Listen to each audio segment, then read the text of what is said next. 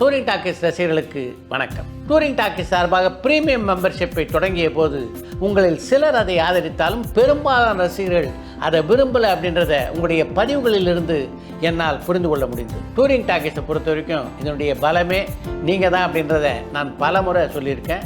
அதனால் உங்களுடைய விருப்பத்துக்கு மாறாக அந்த ப்ரீமியம் மெம்பர்ஷிப்பை தொடர்றதில் எனக்கு விருப்பம் இல்லை. இன்று முதல் ப்ரீமியம் மெம்பர்ஷிப் என்பது ரத்து செய்யப்படுகிறது.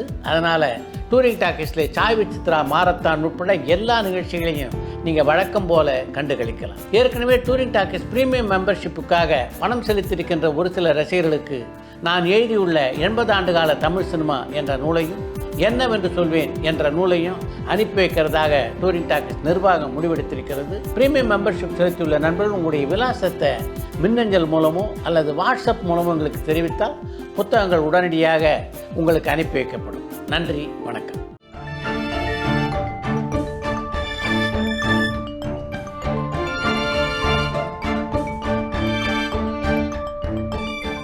உங்கள் ஜீரண கோளாறுகளுக்கும் வயிற்றெரிச்சலுக்கும் சரியான ஒரு தீர்வு. டூரிங் டாக்கீஸ் ரசிகர்களுக்கு வணக்கம்.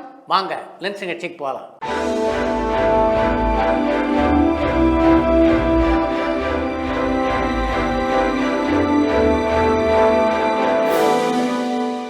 என்னம்மா முதல் கேள்வி? 80 ஆண்டு கால சினிமா என்னவென்று சொல்வேன் புத்தகத்தோட விலை என்னவா இருக்குன்னு சென்னையில இருந்து புவனேஸ்வரி கேட்டிருக்காங்க. நான் எழுதிய 80 ஆண்டு கால தமிழ் சினிமா புத்தகத்தினுடைய விலை 500 ரூபாய். தேவர் மகன் படத்துல கமலஹாசனுக்கும் இயக்குனர் பரதனுக்கும் கருத்து வேறுபாடு ஏற்பட்டதா கேள்விப்பட்டேன். எதனால அந்த கருத்து வேறுபாடு ஏற்பட்டது? அதுக்கப்புறம் படத்தை கம்ப்ளீட் பண்ணி கொடுத்தாங்களான்னு கேரளால இருந்து ஜெயராஜ் கேட்டிருக்காங்க. எந்த படத்தினுடைய படப்பிடிப்பிலும் அந்த படத்தினுடைய தயாரிப்பாளருக்கும் இயக்குனருக்கும் இடையே சின்ன சின்ன கருத்து வேறுபாடுகள் உரசல்கள் நிச்சயமாக ஏற்படும். தேவர் மகன் திரைப்படத்தினுடைய தயாரிப்பாளர் பிரதான நடிகர் கமல்ஹாசன் அப்படின்றதுனால அந்த படத்தின் இயக்குனரான பரதனோடு அந்த படத்தின் படப்பிடிப்பின் போது சின்ன சின்ன உரசல்கள் கமல்ஹாசனுக்கும் ஏற்பட்டது. ஆனால் படப்பிடிப்பை நிறுத்திவிட்டு போகின்ற அளவுக்கு மிகப்பெரிய சண்டைகள் எதுவும் அவர்களுக்கிடையே நடக்கல. நீங்க உதவி இயக்குனரா பணியாற்றும் போது இளையராஜா, பாரதி ராஜா, வைரமுத்து இவங்க 3 பேருக்கும் 100க்கு எத்தனை மதிப்பெண்கள் கொடுப்பீங்கன்னு திருச்சியில இருந்து பாலு கேட்டிருக்காங்க. நீங்கள் பெயர்களை குறிப்பிடும் போது 100 மார்க் வாங்கக்கூடிய ஒருத்தரையும் 60 மார்க் வாங்கக்கூடிய ஒருத்தரையும் இடையிலே 70 மார்க் வாங்கக்கூடிய ஒருத்தரையும் பற்றி குறிப்பிட்டிருந்தீங்கன்னா பதில் சொல்கிறதுக்கு எனக்கு கொஞ்சம் சுலபமாக இருந்திருக்கும். ஆனால் நீங்கள் குறிப்பிட்டிருக்கின்ற 3 பேருமே அவரவர் துறையிலே 100க்கு 100 மதிப்பெண்களை பெறக்கூடியவர்கள். நடிகர் விஜயகுமார் கடைசியா ஹீரோவா நடிச்ச படம் எது? ஒருவேளை ரஜினிகாந்த் 6 புஷ்பங்கள், மாங்குடி மைனர், குப்பத்து ராஜா போன்ற படங்கள்ல ஹீரோவா கமிட் ஆகலனா விஜயகுமார் ஒரு டிகேடுக்கும் அதிகமா ஹீரோவா இருந்திருப்பாரு அப்படின்னு நான் நினைக்கிறேன். அவரை எப்போ சாய் வித் சித்ரா இன்டர்வியூல எதிர்பார்க்கலாம்னு வேல் சென்னையில இருந்து கேட்டிருக்காங்க. விஜயகுமாருடைய திரை வாழ்க்கையை பொறுத்த வரைக்கும் அவர் அறிமுகமான காலகட்டத்திலேருந்தே பார்த்தீங்கன்னா தொடர்ந்து பல கதாநாயகர்களோடு தான் இணைந்து நடித்திருக்கிறார். அதனால ஒரு காலகட்டத்தில் ரஜினிகாந்தோடு நடிப்பதை அவர் தவிர்த்திருந்தாலும் மிகப்பெரிய அளவிலே கதாநாயகன் நடிக்கக்கூடிய வாய்ப்புகள் அவருக்கு வந்திருக்காது அப்படின்றது தான் உண்மை. ரஜினி நடிச்ச பாண்டியன் திரைப்படம் வெற்றி படமா அமைஞ்சதான்னு திருப்பூர்ல இருந்து ராஜு கேட்டிருக்காங்க. எஸ்.பி. முத்துராமனுடைய இயக்கத்திலே ரஜினிகாந்த் நடித்த மற்ற படங்கள் பெற்ற வெற்றியை போல மகத்தான ஒரு வெற்றியை பாண்டியன் திரைப்படம் அடையவில்லை என்றாலும் அந்த படம் வெற்றி படமாக அமைந்ததன் காரணமாகத்தான் எஸ்.பி. முத்துராமன் யூனிட்டிலே இருந்த அனைவருக்கும் ஒரு மிகப்பெரிய தொகை அந்த படத்தின் மூலம் கிடைத்தது. அவ்வை முகி படத்துல ருக்கு ருக்கு பாடலும், தசாவதாரம் படத்துல வர முகுந்தா முகுந்தா பாடலையும் ஃபீமேல் வாய்ஸ்ல கமலஹாசன் தான் பாடியிருப்பாரு. அவரு ஆக சிறந்த பாடகர் அப்படின்னு சொல்றதுக்கு இதை விட ஒரு பெரிய எக்ஸாம்பிள் சொல்ல தேவையில்லை. ஆனாலும் பாடகரா அவருக்கு ஏன் எந்த அங்கீகாரமும் இதுவரைக்கும் கிடைக்கலன்னு மணிகண்டன் பஞ்சாப்ல இருந்து கேட்டிருக்காங்க. கமலஹாசனை பொறுத்தவரையிலே சிறந்த நடிகருக்கான விருது, சிறந்த தயாரிப்பாளருக்கான விருது, சிறந்த இயக்குனருக்கான விருது, சிறந்த திரைக்கதை ஆசிரியருக்கான விருது என்று பல விருதுகளை பெற்றிருக்கிறார். ஒரு பாடகராக இன்று வரையிலே அவர் எந்த விருதையும் பெறலை அப்படின்றது எனக்கே வியப்பூட்டும் ஒரு செய்தியாகத்தான் இருக்கிறது. நான் முத்துக்குமார் போன்ற மிக சிறந்த கவிஞர்களை எல்லாம் நாம இழக்கிறதுக்கு காரணம் மது பழக்கம் தான். ஆனாலுமே திரையுலகில் மது பழக்கம் குறைய மாட்டேங்குது, நாளுக்கு நாள் கூடுது. இதை பத்தி உங்களுடைய கருத்து என்னன்னு சுரேஷ் விருகம்பாக்கத்துல இருந்து கேட்டிருக்காங்க. நீங்க சொல்லியிருக்கிறது உண்மைதான். நான் முத்துக்குமாருடைய மரணத்துக்கு பின்னாலும் கூட இந்த மது எப்படிப்பட்ட பாதிப்பை ஏற்படுத்தக்கூடியும் அப்படின்றத எல்லோரும் உணர்ந்ததாக தெரியல. ஏற்கனவே டிக்கெட் பிரைஸ் அதிகம், ஆனா இன்னுமே டிக்கெட் பிரைஸை அதிகரிக்கணும் அப்படின்னு ப்ரொடியூசர்ஸ் எல்லாமே தமிழக அரசு கிட்ட கோரிக்கை வந்துட்டு வச்சுட்டு வராங்க. இதை பத்தி நீங்க என்ன நினைக்கிறீங்க? ஏன்னா ஏற்கனவே ஆடியன்ஸ் தியேட்டருக்கு வந்து படம் பார்க்கறத கம்மி பண்ணிட்டாங்க. இது இன்னுமே ஆடியன்ஸ் மேல அந்த சுமைகளை ஏற்ற மாதிரி தான் இருக்கும். இது தியேட்டர் வரக்கூடிய பார்வையாளர்களை இன்னும் குறைக்காதான்னு ஜானி யாழ்ப்பாணத்துல இருந்து கேட்டிருக்காங்க. திரைப்படங்களை பொறுத்தவரையிலே ஓடிடி நிறுவனங்களும் தனியார் தொலைக்காட்சிகள் மிக அதிகமான விலை கொடுத்து திரைப்படங்களை வாங்குவதை பெரிய அளவிலே குறைத்துக் கொண்டு விட்டார்கள். அதனால் அவர்களிடமிருந்து வரக்கூடிய தொகை இருக்கு, அது 40 முதல் 45% வரை குறைந்திருக்கிறது. இப்போல்லாம் பார்த்தீங்கன்னா ஒரு படத்தை தயாரிக்க எந்த அளவுக்கு செலவாகுது அப்படின்றது உங்களுக்கு நல்லா தெரியும். பெரும்பாலான படங்கள் பெரிய பட்ஜெட்டில் தான் இப்போல்லாம் எடுக்கிறாங்க. அப்படிப்பட்ட படங்களுக்கு செலவழிக்கப்பட்ட தொகையை திரும்ப எடுக்கணும்னா திரையரங்குக்கு வருகின்ற ரசிகர்கள் மூலம் தான் அதை எடுக்க முடியும். அதன் காரணமாக தான் திரையரங்கின் கட்டணத்தை கொஞ்சம் உயர்த்தி தர வேண்டும் என்று பல தயாரிப்பாளர்கள் வேண்டுகோள் வைத்திருக்கிறார்கள். இப்போல்லாம் இரட்டை இயக்குனர்கள் இல்லாதது எதை குறிக்குதுன்னு சென்னையில இருந்து சந்தனகுமார் கேட்டிருக்காங்க. இரு இயக்குநர்கள் ஒன்று சேர்ந்து ஒரு திரைப்படத்தை இயக்க வேண்டும் என்றால் அவர்களுக்கு நடுவே அப்படிப்பட்ட ஒரு புரிதல் இருக்கும். அப்படிப்பட்ட ஒரு புரிதல் இப்போது உள்ள இயக்குநர்கிட்ட இல்லை. அப்படின்றதுனால தான் இரு இயக்குநர்கள் சேர்ந்து ஒரு திரைப்படத்தை இயக்குவதில்லை. ஏவிஎம் ப்ரொடக்ஷன்ஸ்ல வரக்கூடிய பெரிய பெரிய படங்களினுடைய பிடிஎஸ் அண்ட் மேக்கிங் வீடியோவை அவங்க வெளியிடுறாங்க.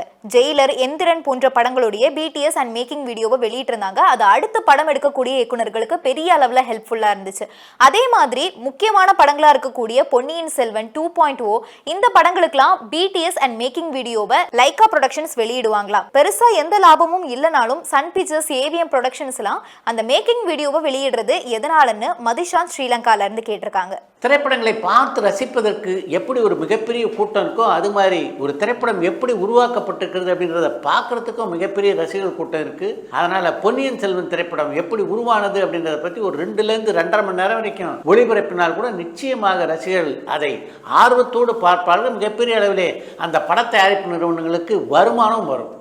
இதை அவங்க உடனடியாக செஞ்சாங்கன்னா நல்லது. கே. பாலச்சந்தர், பாலு மகேந்திரா, மணிரத்னம் இவங்க இயக்கத்தில் வெளிவந்த திரைப்படங்களுடைய பாணியை ஒரே வார்த்தையில நீங்க சொல்லணும்னா அதை எப்படி சொல்லுவீங்கன்னு திருச்சியில இருந்து பாலு கேட்டிருக்காங்க. கே. பாலச்சந்தர் புரட்சிகரமான படைப்பாளி, பாலு மகேந்திரா இயற்கையான படைப்பாளி, மணிரத்னம் அறிவும் அழகும் கலந்த படைப்பாளி.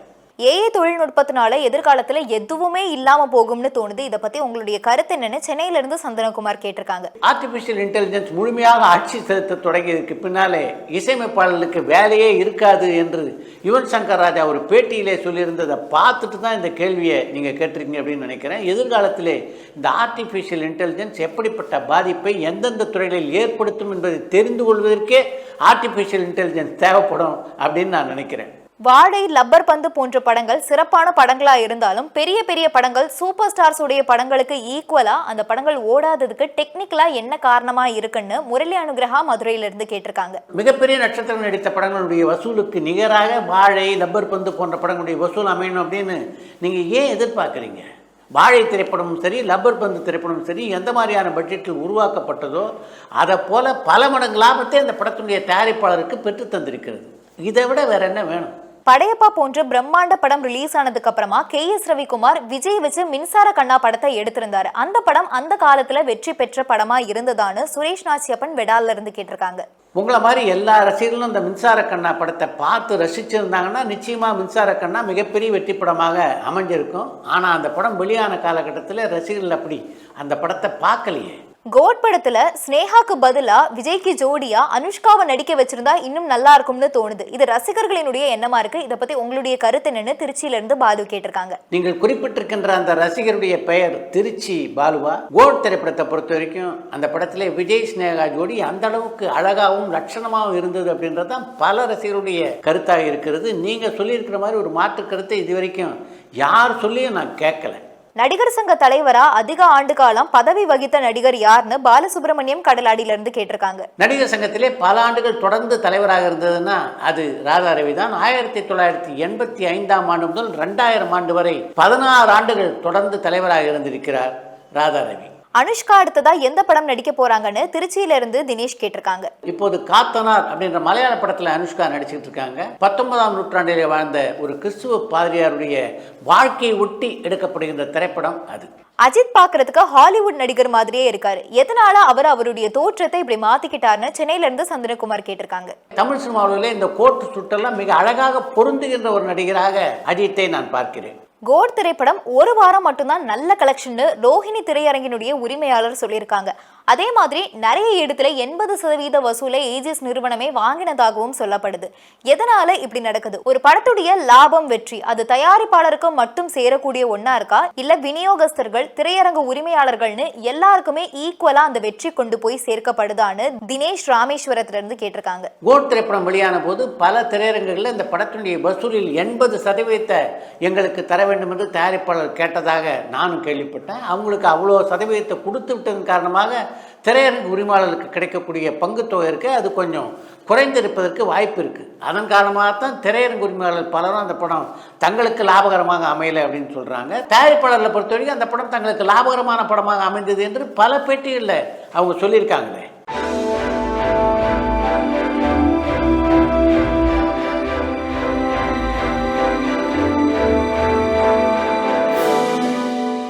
இந்திய அளவுல அதிக திரைப்படங்கள்ல கதாநாயகனா நடிச்ச நடிகர் யாருன்னு பாலசுப்ரமணியம் கடலாடியில இருந்து கேட்டிருக்காங்க. மிக அதிகமான படங்களிலே கதாநாயகனா நடித்த பெருமைன்னா அது மலையாள நடிகரான பிரேம் நசீருக்கே சொந்தமான ஒன்று.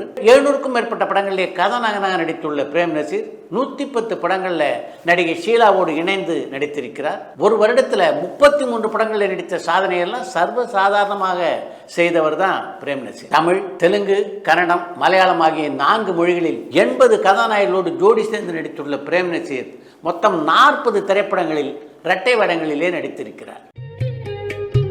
அடுத்து இன்று ஒரு தகவல். நடிகர் தினம் சிவாஜி கணேசனுடைய 125வது படமாக அமைந்தது தான் உயர்ந்த மனிதன். சிவாஜி, சவுகார் ஜானகி, வாணிஸ்ரீ ஆகிய 3 நடித்த அந்த படத்தை இயக்கியவர்கள் கிருஷ்ணன் மஞ்சு. அந்த படத்தை தயாரித்தவர் ஏவி மெய்யப்ப செட்டியார். அந்த படத்தை ஏவிஎம் நிறுவனம் தயாரிப்பதற்கு முன்னாலே ஏவி மெய்யப்ப செட்டியாருக்கும் சிவாஜிக்கும் இடையே ஒரு கருத்து வேறுபாடு இருந்தது. ஏவி மெய்யப்ப செட்டியாரை பொறுத்தவரையிலே படம் எடுக்கிறதுக்கு பணத்தை மட்டும் கொடுத்துட்டு தன்னுடைய வீட்டிலே படுத்து கொண்டிருக்கின்ற தயாரிப்பாளர் இல்லை. படத்தினுடைய வளர்ச்சியை ஒவ்வொரு காலகட்டத்திலும் பக்கத்தில் இருந்து பார்ப்பார். ஒரு திரைப்படம் தயாராகிடுச்சுன்னா அந்த படத்தை திரும்ப திரும்ப போட்டு பார்த்து அதில் எங்கேயாவது குறை இருக்கா, எந்தெந்த குறைகளெல்லாம் சரி செய்ய வேண்டும் என்று பார்ப்பது அவருடைய வழக்கம். ஏவி மெய்யப்ப செட்டியார் அவருடைய தியேட்டரில் இதுபோல் ஒரு படத்தை திரும்ப திரும்ப பார்த்து கொண்டிருந்த போது தங்களுடைய படத்தை பார்ப்பதற்காக சிவாஜியும் ஏபி நாகராஜனும் அங்கே வந்திருக்கிறார்கள். ஏவி மெய்யப்ப செட்டியாருக்கு இருவரும் தங்களுடைய படத்தை பார்ப்பதற்காக அந்த தியேட்டருக்கு வெளியே காத்து கொண்டிருக்கிறார் என்ற விஷயம் தெரியாது. அதனால் திரும்ப திரும்ப படத்தை போட்டு பார்த்து கொண்டே இருந்தார். வெளியில் இருந்த சிவாஜிக்கு எரிச்சல் தான் அப்படி ஒரு எரிச்சல். எவ்வளவு நேரம் காத்து கொண்டிருக்கிறது என்று ஆத்திரப்பட்ட அவர் அந்த ஆத்திரத்தில் சில வார்த்தைகளை பேசிவிட்டு அங்கிருந்து கிளம்பி சென்று விட்டார். ஏவி மெய்யப்ப செட்டியார் படத்தை பார்த்துட்டு வெளியில் வந்தவுடனே அங்கே இருந்த ஏவிஎம் ஸ்டுடியோனுடைய சிப்பந்தி சிவாஜி என்னென்ன வார்த்தைகளை எல்லாம் சொல்லி மெய்யப்ப செட்டியாரை திட்டினாரோ அந்த வார்த்தைகள்லாம் ஒன்று விடாமல் மெய்யப்ப செட்டியாரிடம் சொல்லிவிட்டார். பராசக்தி படத்தில் சிவாஜி கணேசனை முதலாக அறிமுகப்படுத்தியில் ஏவி மெய்யப்ப செட்டியாருக்கும் பங்கு இருக்கு இல்லையா, அதனால் சிவாஜி அப்படி பேசிட்டார் அப்படின்றத கேட்ட உடனே மெய்யப்ப செட்டியார் மிகப்பெரிய வருத்தத்துக்கு ஆளானார். தாங்கள் காத்து கொண்டிருந்த விஷயமே மெய்யப்ப செட்டியாருக்கு தெரியாது அப்படின்ற விஷயம் சிவாஜி கணேசனுக்கு கொஞ்சம் தாமதமாகத்தான் தெரிய வந்தது. அந்த விஷயம் தெரிஞ்ச உடனே உண்மை நிலைமை தெரியாமல் நம்ம இப்படி பேசிட்டோமே என்று சிவாஜி வருந்தாத நாளில்லை. ஏவி மெய்யப்ப செட்டியாரோடும் ஏவிஎம் நிறுவனத்தோடும் தன்னுடைய உறவை மீண்டும் சீர்படுத்திக் கொள்ள வேண்டும் என்று சிவாஜி நினைத்து கொண்டிருந்த காலகட்டத்தில் தான் உயர்ந்த மனிதன் படத்தில் நீங்கள் நடிக்க வேண்டும் என்ற கோரிக்கையோடு அவரை சந்தித்தார் ஏவிஎம் சரவணன். என்னுடைய தாய் வீட்டில் நான் நடிக்காமல் இருக்கிறதா, அன்றைக்கி கொஞ்சம் அதிகமாக நான் பேசிட்டேன், நீங்கள் தான் எப்படியாவது உங்களுடைய தந்தையான அப்பச்சிக்கிட்ட சொல்லி இந்த விஷயத்தை தீர்த்து வைக்க வேண்டும் என்று ஏவிஎம் சரவணனிடம் சிவாஜி கோரிக்கை வைக்க அதை நான் பார்த்துக்கிறேன் என்றார் ஏவிஎம் சரவணன். அப்படித்தான் உயர்ந்த மனிதன் திரைப்படத்தில் நடிக்க ஒப்பந்தமானார் நடிகர் திலகம் சிவாஜி. இத்துடன் இந்த லென்ஸ் நிகழ்ச்சி நிறைய பெறுகிறது. மீண்டும் அடுத்த லென்ஸ் நிகழ்ச்சியிலே சந்திப்போம். நீங்கள் அறிமுகப்படுத்திய அஞ்சலிக்கும் உங்களுக்கும் இடையே எங்கே கருத்து வேறுபாடு ஏற்பட்டது? கருத்து வேறுபாடு எனக்கும் அஞ்சலிக்கும் உண்மையாக சொல்லணும்னா எந்த கருத்து வேறுபாடும் கிடையாது. ஒரே ஒரு பிரச்சனை என்னென்னா, என்னுடைய படம் நான் இந்த கருங்காலி முடித்த உடனே அதே டீமோட காம்பினேஷனில் அடுத்த படம் பண்ணலாம் அப்படின்னு சொல்லி நான் ஹீரோ, ஆன்டி ஹீரோ, அந்த பொண்ணு ஹீரோயினு. இன்றைக்கி அரசியலில் யாரோட சேர்ந்து நீங்கள் பயணம் பண்ணிட்டீங்களோ அந்த சீமானோட ஒரு படம் ஆக்ட் பண்ணீங்க. முந்திரிக்காடு என்னோட கேரியர்லேயே ரொம்ப ஒரு மிக முக்கியமான ஒரு திரைப்படம். சேரனோட எந்த காலகட்டத்தில் உங்களுக்கு நல்ல பழக்கம்? சேரன் நாங்கள் எல்லாருமே அசிஸ்டன்ட் டைரக்டராக சேரன் அசிஸ்டண்ட்டாக இருக்கிற காலகட்டத்தில் இருந்து ஒரு பாயிண்ட் இருக்கும் சார். அப்போ தேனாம்பேட்டை அசிஸ்டன்ஸு, வடபழனி அசிஸ்டன்ஸு, அதில் நம்பர் 4 ஆர்காட் ரோடு இப்படிலாம் இருக்கும். அப்போ நம்பர் 4 ஆர்காட் ரோடுங்கிறது பரபரப்பான சினிமா செய்திகள், நட்சத்திரங்களின் பேட்டிகள், சினிமா வரலாறு ஆகியவற்றை பார்க்கவும் படிக்கவும் உங்களுக்கான இணையதளம் tourantalkies.co.